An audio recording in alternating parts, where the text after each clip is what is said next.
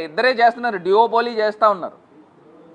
ఈ రకమైన పరిస్థితులు నిజంగా ఇప్పటికైనా కళ్ళు తెరవండి.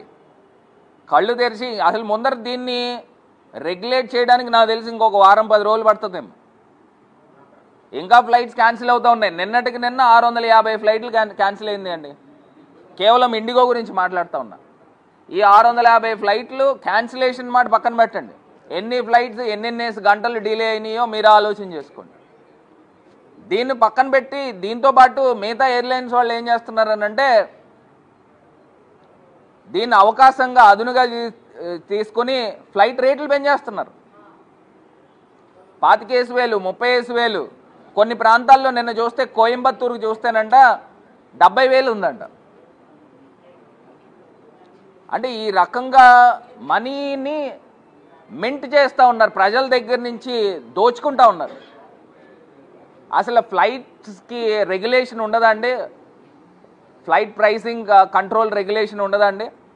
ఇప్పుడు ఇన్ని కిలోమీటర్లకి ఇంత ప్రైస్ పెట్టాలి, దీనికన్నా ఎక్సెస్ పెట్టకూడదు. ప్రధానమంత్రి గారి యొక్క నినాదం ఏంటండి?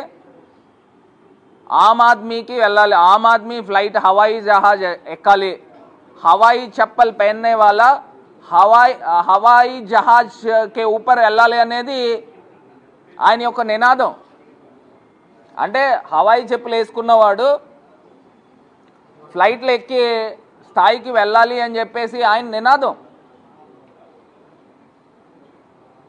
మరి ఇవాళ ప్రధానమంత్రి గారి యొక్క నారాని తూట్లు పొడిచే వ్యక్తి ఎవర్రా అని అంటే ఇలాగా ఇన్కాంపిటెంట్ మంత్రులు ఉంటే ఈ రకమైన పరిస్థితులు ఉంటాయి. ఫ్లైట్స్ యొక్క కండిషన్ కూడా నేను సేఫ్టీ పాయింట్ ఆఫ్ వ్యూలో కూడా చెప్తున్నా.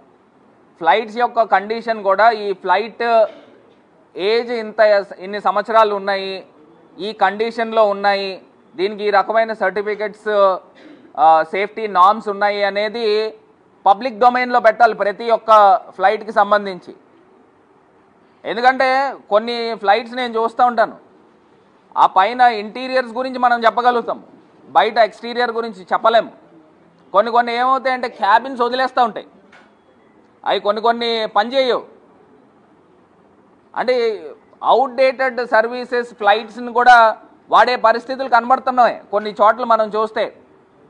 దీనికి సంబంధించి సేఫ్టీ నార్మ్స్ ప్రకారంగా కూడా ఏమేమి ఉన్నాయి అనేది కూడా పూర్తి స్థాయిగా పబ్లిక్ డొమైన్లో పెట్టాలి. ఇది కాక ఇంకొక అంశము వీడియో చూపి ఇంకొక వీడియో చూడండి, ఇది ఒక్కసారి చూడండి.